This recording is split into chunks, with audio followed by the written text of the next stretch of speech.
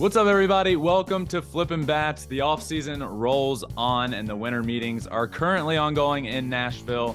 I'm going to be joined today by a bunch of our Fox Sports MLB writers. We got Deesha Thosar, Jake Mintz, Jordan Shusterman. They're all closely following some individual teams. Deesha with the Yankees, Jake following closely the Braves, Jordan the Cubs. All really interesting teams right now to be covering closely. All in on Shohei, maybe not so much the Yankees, but the Cubs, the Braves. The Yankees have a lot going on there with Juan Soto, Cody Bellinger, Yamamoto. So going to talk to all three who are currently at the hotel in Nashville at the winter meetings, and going to have a good conversation with all of them and kind of get to know the lay of the land.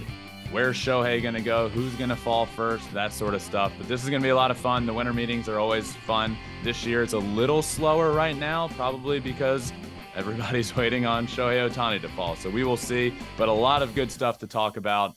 And we're going to do that now. We'll start with Deesha and then get to Jake Mintz, Jordan Shusterman. So without further ado, let's welcome in Deesha Thosar.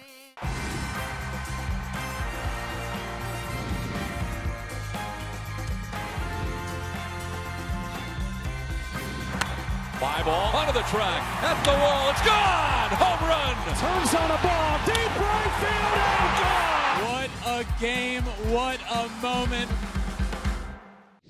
All right, and I am pumped to welcome back on the show good friend of the pod, Deesha Thosar. Deesha, thank you so much for joining me from the winter meetings. Of course. Thanks for having me on. Of course. So you follow, as always, the Yankees very closely, and they're a team that this offseason has had a lot of talking points, I'd say, and one of those being Juan Soto. I feel like they're the big player, and it just seems like if there's a trade, it's going to be to the Yankees.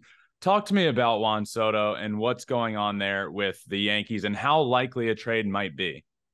Yeah, I mean, at this point, if the Yankees cannot figure out a way to trade for Juan Soto, that is their nightmare scenario. And I'm not even sure if the Yankees understand that, because now we're hearing a lot of reports of, well, they might sign Yamamoto and that'll help, but it really won't, because everybody knows the offense was their biggest problem. So the Yankees are well aware that this is their main priority.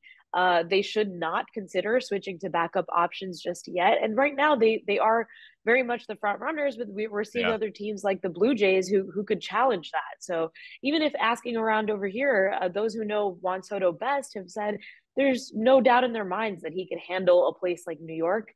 And that makes sense even for where the Yankees are at, so that they can sort of check on Juan Soto before he enters free agency, and then they can consider signing him long term. So this just makes too much sense for the Yankees. Exactly. It seems like it does. And then all of a sudden we hear, well, they're not willing to give up as much as maybe the Padres want, or the Padres aren't satisfied with the deal. It got to the point, Deesha, where they were exchanging names. How close do you think they got? I think they definitely got right to that 3-yard line. I would say finish line, but finish line is like very much when already the players have been agreed to, and then we're just sort of going through medical checks and processes there. So right now it really feels like there's just waiting on one or two names. The Yankees are super reluctant to give up Michael King, who they consider can be a big part of their rotation next season. He did finish last year really strong. But again, that's I think they should maybe just breach that a little slowly, because Michael King had a strong season when the Yankees were already out of contention. So can he actually be strong when they're in contention? That's still nobody knows. So if it really comes down to Michael King is the deciding factor between Juan Soto, I think most fans would agree, just get Juan Soto any way that you can. Yeah, I would absolutely agree with that as well. He's the perfect fit for the Yankees lineup. A big left-handed bat, doesn't strike out a ton. It just feels like the perfect fit, and we'll see if they're able to pull it off. Another guy that would also kind of fit that mold, especially from last year, a big left-handed bat that doesn't strike out much, was putting the ball in play. And I know Cody Bellinger was maybe not that guy the few years prior. We saw strikeouts up, but he changed his approach completely last year. I think he'd be a great fit in that Yankees lineup. We have heard him mentioned a ton there as well. Cody Bellinger to the New York Yankees, how likely would that be? Yeah, the Yankees have been tied to Bellinger for almost a year now. They even at last year's trade deadline, there were some reports that he might come to New York before the Cubs were actually playing better than the Yankees. So it took him out of that deal. But now still Bellinger makes a lot of sense with or without Juan Soto. They should still try to go for him. I think the holdup there is really just the asking price, because it is that the Yankees have doubts about whether or not he can be consistent long term. Yeah. If they do go for that sort of deal, and he is at this point in his career looking to land a long term deal. So if the Yankees don't give it to him, somebody will. And again, if the Yankees miss out on someone like Bellinger, this could be something they're looking back on and regretting. So they really, this should be an off season for the Yankees, particularly after their disaster of a season last year, to just go all in and sort of have that evil empire off season that everyone can talk about and hate on afterward. Specifically with the Yankees, but I guess other teams as well. At this point in his career, Bellinger's wanting a long-term deal, put himself in position last year to make a good bit of money. But Deesha, how apprehensive are teams to give him a long-term deal after what we've seen from his career so far? MVP caliber talent, then really low lows and not playing well at all. And then last year, a different player than MVP Bellinger, but a very good baseball player. But for 1 year, how apprehensive would teams be to give a long-term deal when there do seem to be a lot of question marks? Yeah, and that's exactly it. There's a lot of apprehension, especially sort of coming from the player's side himself. When I talked to Bellinger last summer and I sort of got to the meat of the issue, which is what changed. Why are you suddenly so good now? And even he didn't have an answer beyond, well, I started listening to my body and trusting myself. Well, that's not a whole lot that teams in pursuit of Bellinger can go after. They want to know if he can work with the coaching staff. If there are problems here and there, they can tweak it and fix it. And those are sort of the issues, at least when I spoke to him, where he was not super ready to agree to. Of course, now it's different when you're putting millions on the table, but it seems like that apprehension is at least in part coming from maybe the sense of pride from Bellinger, from, hey, listen, I'm an MVP, just trust me here. And that's not really how deals work. You need to know that teams need to know that they're going to check off all the boxes and go through the process, especially in a long-term deal. The big prized pitcher on the market this offseason is Yamamoto, coming over from the NPB in Japan. A young top of the rotation arm, and it seems the Yankees are one of the front runners for him. How realistic would it be for Yamamoto to end up with the New York Yankees? Yeah, I mean, definitely. And for now, my view is that it's the two New York teams sort of battling it out between for Yamamoto, because we already know the Mets have a strong desire to just fill up that rotation. They definitely need more high-end starters, and that Yamamoto at 25 years old could be a really reliable, consistent spot in that rotation. But as far as the Yankees, Brian Cashman has been setting down that groundwork for months. He was at his no in Japan. There's a report that they're saving his number for him that he prefers. So really, at this point, it might just come down to money and really what Yamamoto prefers. If it's just a difference of a few million here, a dozen million there, he might still just go with the team that he thinks is the better fit. And right now, it sounds like the Yankees are definitely at the top of that conversation. What else are the Yankees looking to do this offseason in a perfect world? Because last year, as you mentioned, was a disaster. And we've continued to hear things from the front office that sound, as an outsider, like we're fine, we're good. The year before was a great year. We were 4 games from the World Series, and then this was just a down year. We'll be okay. And I don't think that's what fans want to hear. I think they want to hear, we're the New York Yankees. This was an unacceptable season. We should be a lot better than that, and we should do a lot. So where is the front office's mindset this offseason, and what else are they looking to do? Yeah, and right now it really seems like there's a disparity, at least, between what the front office is putting out into public and what the fan base's expectations are, like you alluded to. Even yesterday, we had some snippets coming from the Yankees front office and saying that there are changes coming, and the follow-up was, of course, big changes. Would we even know what these changes are? And they're sort of changes that we wouldn't be a big deal to fans, but they're a big deal within. And again, that's not really going to satisfy a lot of needs. I think right now, especially, fans are concerned about the Yankees' use of analytics, whether they are drowning themselves in information and it's actually hurting them more than helping them. And the Yankees haven't really put out anything otherwise to say that they are relying on analytics too much or too little. Really, I think we just need sort of tangible differences. What it comes down to is, of course, the roster. Yankees fans have seen way too many injuries from the players. I would like to see if they changed up processes, either coming from a directive from front office or coaching staff, or just what are they going to actually tangibly do to be better, to be a better product on the field. And of course, that entire product, all of it goes into it, including the front office, including the lineup, including analytics. So it has to be sort of a team cohesive effort. And I think that's what the Yankees now understand that they've been missing. So hopefully by next year, they can appease fans by sort of being cohesive again, at least in that effort. Yeah, this is not the New York Yankees that I grew up watching, and they don't go about things the same way. At least they haven't been. So we'll see what they do this offseason. Deesha, it has been a rather sleepy winter meetings so far. So I'll ask you this. Who is going to be the first piece to fall? Free agent or trade? Is it Shohei, Yamamoto, Soto, Bellinger? The first big piece to fall.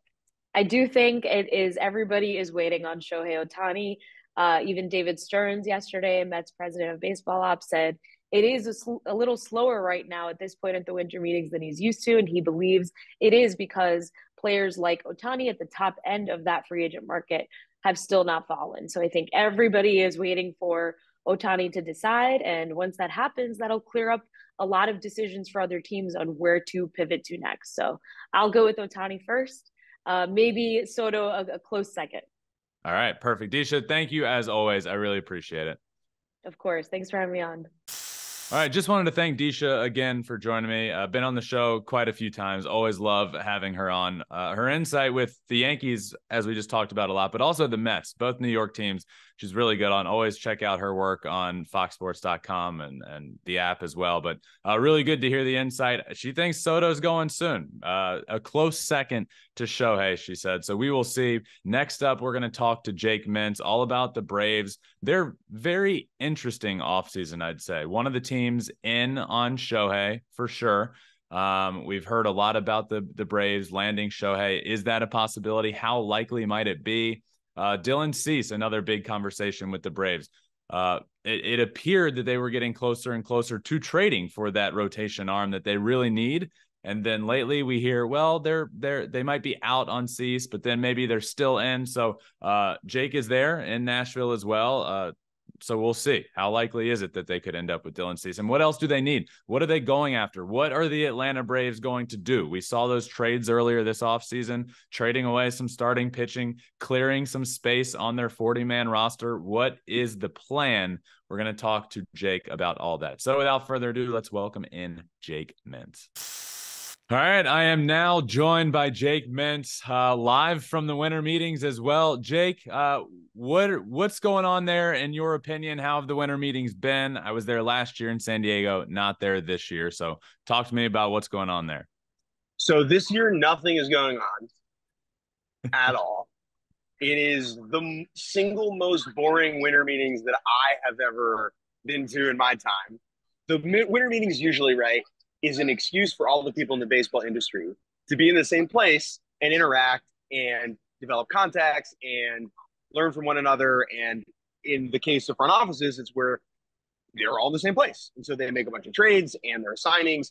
But this year, for whatever reason, and we can get into why, I have some theories, there has been almost nothing besides the Jared Kelenic Braves Mariners trade on Sunday night. It has been a very sleepy couple of days here in Nashville. What are your theories? I think a lot of it has to do with Ohtani. Yeah. I think Ohtani is such a big domino that teams are waiting for that to fall to make a move. Because if you have any thought that you might get Shohei, you are waiting for the other things on your to-do list. Yeah. Right. So it's an example like the Cubs, right? The Cubs are in the mix. And if the Cubs don't get him, they have to pivot and go sign Jordan Montgomery or something. That's not happening until Ohtani says yes or no to them, right? And just because of Ohtani's timeline, that's not happening here. He's not signing while we're in Nashville over the next couple of days. It's just not realistic. And so everyone else is in a holding pattern. Yeah. And the same thing on the offensive side is with Soto, right? Until Soto moves, then we will get a trickle of other things after that. On the pitching side, it's more like Yamamoto. We know is meeting with teams next week. So until that happens, we're not getting things on the pitching side. Yeah. And so what it's created is a situation where only the teams that aren't in on those two guys because their budgets are smaller are the ones like the Brewers are doing a lot of stuff. Yeah. Right.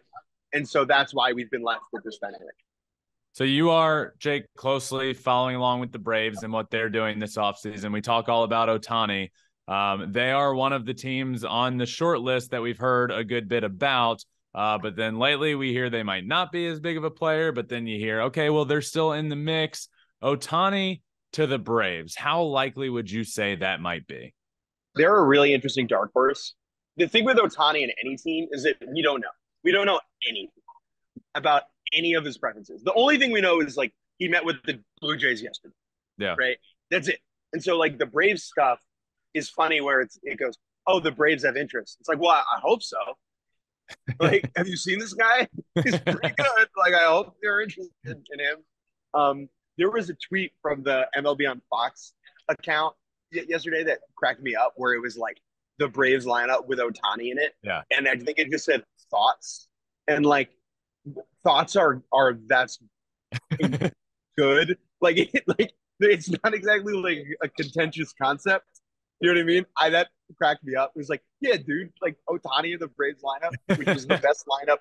They have, I think, the highest OPS plus ever. And then it's like, okay, let's add the MVP. Yeah. That's horrifying to think about. Is it likely? I don't know. Like the Braves have a very set budget that they work with. We don't know what that is. But because they're owned by a media company and not by an owner who goes by the whims of wanting to win in a given year, it's a much more set dollar. Yeah. Do they have enough room in their current payroll to fit Ohtani in? We don't know. But obviously they're interested. It's just like if Ohtani wants to play for the Braves, he would make it work, right? It's just how did the Braves find the cash flow? Yeah.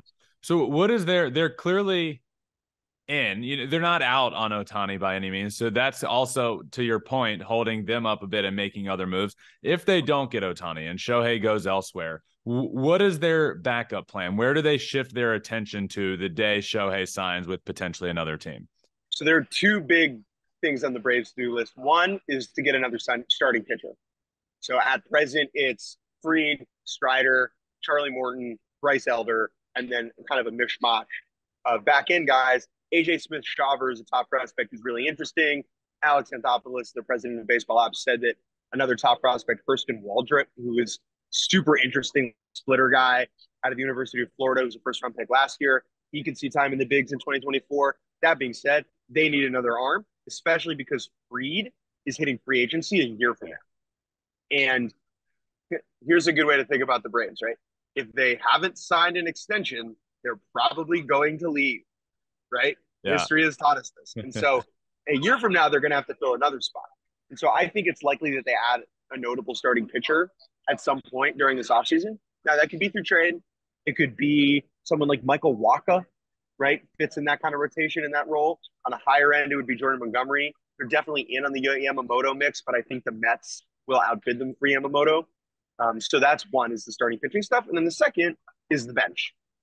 The Braves were so fortunate last year that none of their position players spent any time on the IL. And so the depth wasn't tested. And that was the 14-game gap between them and the Phillies.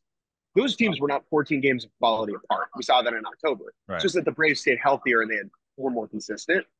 They need to kind of refurbish the depth a little bit with some veteran pieces, whether that's Tommy Pham on a one-year deal or a versatile position player like Whit Merrifield fits in that lineup pretty good. But finding some more depth options for them is the other big on the to-do list. Back to the starting rotation for a second. Dylan Cease, we heard potential trade with the Braves have had all the conversation about Dylan Cease. That's all we've heard this offseason. If he gets traded, Braves. Then as of recent, it's, well, maybe not. The Braves might be out there. And then you tell me, Jake, is it Dylan Cease to the Braves? Is that a possibility? Is it not? Are they in? Are they out? Where do they stand? I think it's a possibility. I think the White Sox think they can get more elsewhere for Cease. Cease is super valuable, right? Because he has 2 years left on his deal. So if you trade for him, you don't lose him in free agency for another 2 seasons. Compared to Corbin Burns and Shane Bieber, there's just 1 year. so the White Sox can get more back for him, even though he's coming off kind of an average season. And the Braves farm system, even though they've continued to develop dudes who get to the big league level and thrive, it's pretty barren. It's like a bottom five system. And so if you're the White Sox and you have Dylan Cease, you're trying to get a package from the Orioles, for instance, who have so many hitting prospects that you need instead of the Braves. Even if the Braves have a higher need, they don't have the same depth in farm system talent to trade from it. And so I think that's why it's taking like long enough, like the amount of time it's taken, because the White Sox are doing the due diligence to find a better deal than whatever the Braves can provide. Yep. Absolutely makes sense. And, you know, the Braves have been one of the more active teams, I would say, this offseason. Earlier on, you know, we see them making a bunch of trades and ended up trading away Kyle Wright and Michael Soroka earlier this offseason. I want to ask you about what kind of their thought process was. I know they've been a little more quiet of late, but early on, making some trades, bringing in Bummer, but giving up a lot to do it. Kyle Wright led the league in wins 2 years ago. Soroka, we know his story really good when he came into the league. A lot of injuries to be dealt with, but just getting rid of those starters. What were the Braves doing with those trades? So if I've never really celebrated Halloween, Ben, because I'm usually covering the World Series, but there's nothing scarier. There's no scarier costume than a shoulder injury for a pitcher. And that's what happened to Kyle Wright. Yeah. So the Kyle Wright that won 21 games, it's going to take a long time for him to get back to that if he ever does. And so I think the Braves were afraid of that. The general strategy is clearing out the roster, right? Is giving themselves a lot of flexibility on the 40-man to add more the depth that I was talking about before. Yeah. It looks weird to send 6 players or 5 players away for a lefty reliever, but the Braves are – I don't play fantasy football. Do you play fantasy football? I do. Do you know, like I used to, but like if you have 4 decent wide receivers on your bench, you want to trade all 4 of those guys to someone else for like a starter, right? It's consolidation. And that's what the Braves were doing at the beginning of this offseason. Okay. Well, that makes sense. Jake, I'm going to need you to make some things happen there at the winter meetings, all right? Yeah, you want me to like run through the halls and like tackle a GM or something? Maybe. If you pay bail, I got you. Perfect. Well, I appreciate it, my friend, as always. Thanks for hopping on, buddy. All right, just wanted to thank Jake again for joining me. Jake is also a writer for MLB on Fox. Can find his work on the app and foxsports.com as well. But always interesting stuff. Interesting to hear about the Braves' mindset right now. It really has been a weird offseason for the Braves. You've heard them involved in everything, with everything big. But how likely is it that anything happens?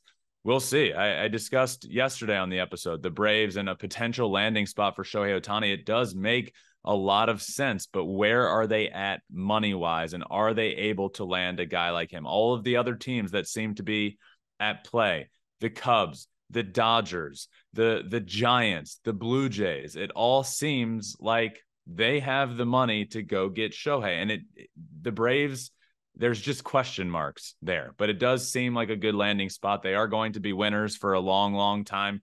The Braves are going to be good for the next decade, at least. They have all that roster, that lineup set up and locked up for a long time to come. And Shohei would be a great piece in the middle of that. How likely is it?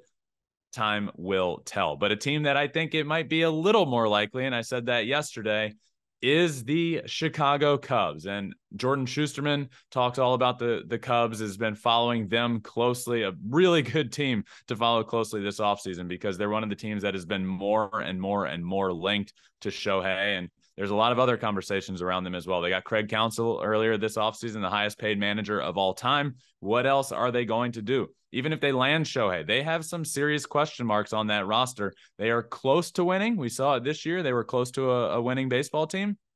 But can they get over that hump? The roster is good. It's heading in the right direction, but there are still a lot of question marks, including that rotation that Shohei wouldn't help this year anyway. So what are they going to do there? Jordan's also a Mariners fan, so I have to ask about that trade of Jared Kelenic to the Braves and how he's feeling as a Mariners fan, because it is not good there right now, and there's a lot of question marks there as well. So let's welcome in another Fox Sports MLB writer, Jordan Shusterman. All right, and I am joined now by Jordan Shusterman, who is live from the winter meetings. Jordan, first off, how are the winter meetings? What's it like this year? I was there last year for a day. The hotel looks pretty sick. What are the winter meetings like this year? Yeah, so you remember from last year, San Diego, the hotel is much more condensed.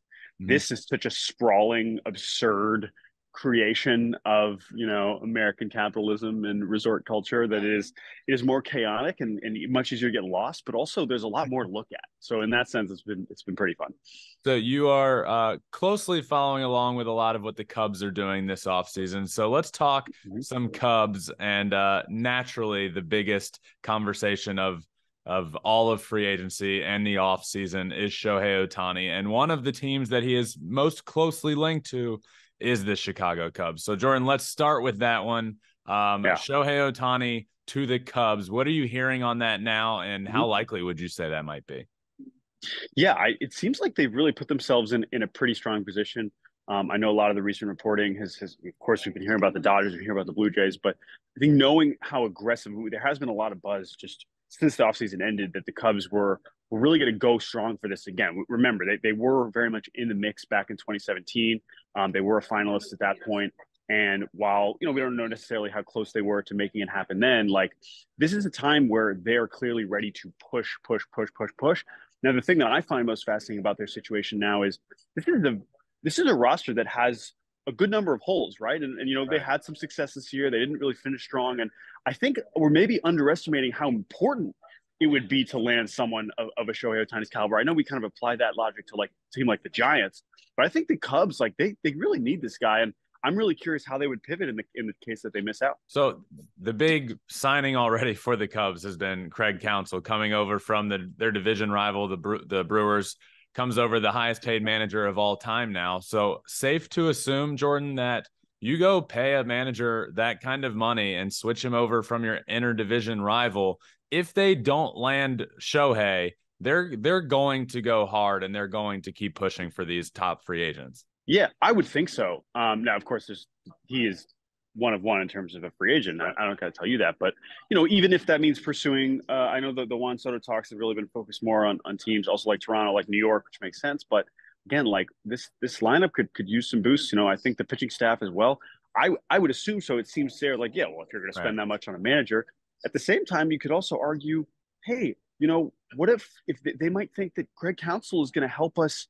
He's going to help us win games, regardless of what our roster is going to look like. So maybe he is, our biggest addition. I think that would be foolish, but I could also sort of understand that logic. Are they still in on Cody Bellinger, or are the Cubs believers in PCA, Pete Crow Armstrong, out in center field and ready to go with him as their center fielder of the future? Yeah, that's a great question.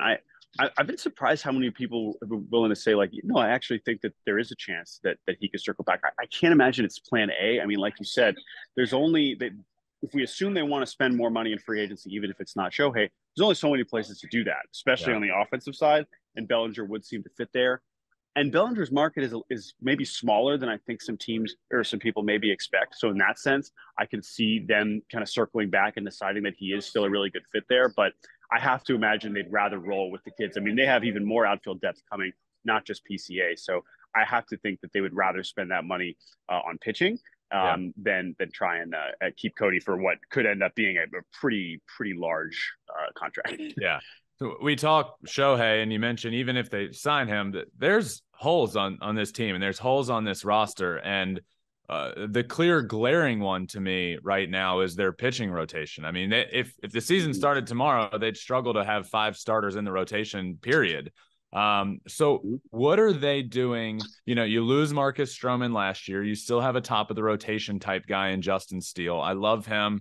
But what is their plan? What are they going to do with the rotation? Even if they sign Ohtani, he ain't pitching next year. So what are they going to do, Jordan? I think that's where you think about a name like Eduardo Rodriguez, who was actually seen here in Nashville meeting with teams. And I'm not sure exactly the Cubs' specific interest, but I think that if they can add multiple of maybe that second tier, maybe they do try and go out and go for a Snell, a Montgomery, but I think they need more than one, right? And so if you're looking for maybe more, you could go like an Rodriguez and Giolito, maybe that ends up being more efficient in a better way. And I also would fully expect them to be in the Yamamoto mix, especially if they miss out on Ohtani and aren't going on big time there, because that's one. I mean, I'm sure you talked about it and following the Yamamoto thing. Like, he just fits with basically every team because he's so young and he's just such a rare opportunity for teams to invest in a pitching at that age.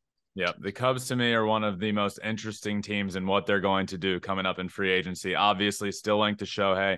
They sign a big manager. They still have holes. How aggressive are they going to be? But Jordan, enough on the Cubs. I know you're a Mariners fan. So one final question for you. I have to ask, if I were to present you a trade and you're the Mariners and I'm the Braves, and I were to get Jared Kelenic, Marco Gonzalez, and Evan White, and you're going to get Cole Phillips and Jackson Kowar, what are you saying? And why in the world would why would the Mariners accept this trade? Yeah, I mean, there's a bigger picture here that has to be understood. And there are trades that we now see, and this was true that the trade that they made with Arizona earlier this offseason with Eugenio Suarez is it's just simply not a baseball specific trade. They decided to use Jared Kelenic as a vehicle to get off some salary that they were not particularly fond of.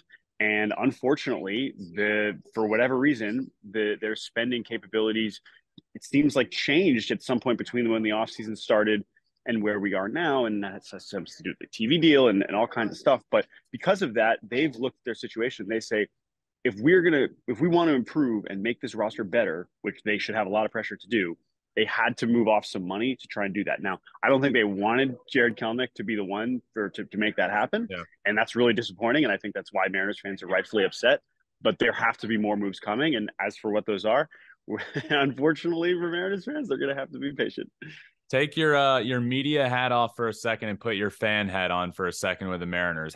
Where are you as a fan? Are you pissed off? Like, what's your feeling as a Mariners fan? Yeah, I mean, I like, it's important for me to maintain the fandom, but also it's important to have the analyst hat on, because I have to understand why they're doing these moves, and I do. Yeah.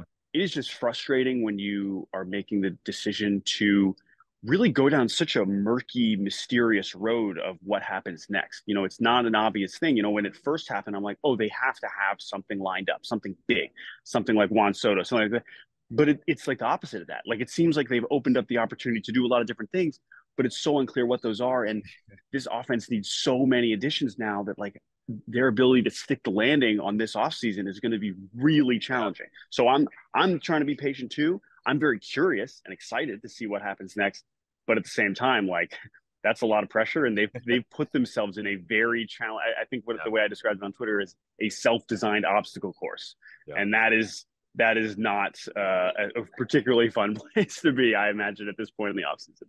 Jordan, thank you so much for joining me, man. I really appreciate it. Enjoy the rest of the winter meetings. Go make some things happen. All right. It's on me. Pressure's on. I will go try and finally get some transactions to happen. Thank you, sir. Right. Always a pleasure. All right, and thanks again to Jordan for joining me. That does it for all of our guests today. Deesha, Jake, Jordan, wanted to thank them all for joining. Always appreciated. They're all live from the winter meetings, and always a fun time of year. Was there last year down in San Diego. Didn't make the trip to Nashville this year, but fun to have them on there from the hotel or the complex or wherever they're at and see everything going on in the background. That's really what the winter meetings are. They are a massive networking event where usually a lot of trades and free agent pickups and all that stuff goes down, but there are some big time guys holding up the market. Shohei, Yamamoto. Let's not forget Blake Snell's still out there. The guy just won his second Cy Young Award, and there hasn't seemed to be a lot of Blake Snell conversation yet this offseason. But I think once those two pieces fall, specifically Shohei and Yamamoto, I think we'll start seeing everything happen. Don't forget, there's a lot going on out there. Bellinger's out there. Jordan Montgomery, who was huge in the World Series for the Rangers,